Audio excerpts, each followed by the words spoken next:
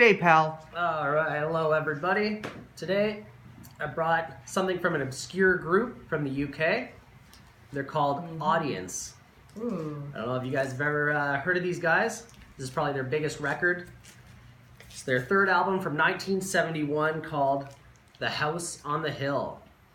Now, the cover is pretty interesting. You can see you've got some sort of disengaged couple here.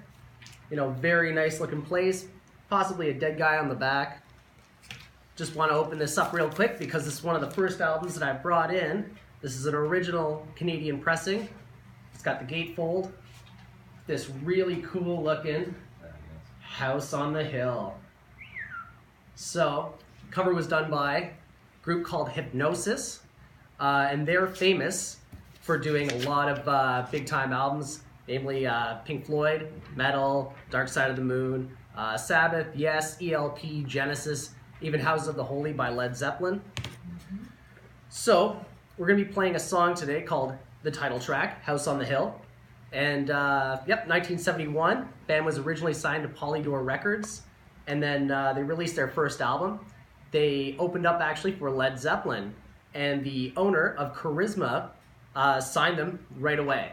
Charisma is famous for guys like Genesis, Vandergraaf Generator, a lot of really cool UK prog stuff from the early 70s. So this here is the North American version, has a slightly different track listing.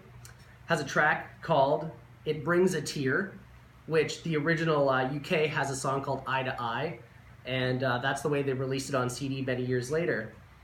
A couple albums later, band fell apart, and they got back together in the early 2000s, lasted a couple more years, and then split again.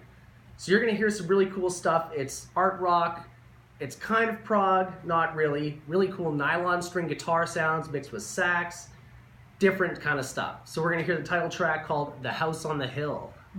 All right.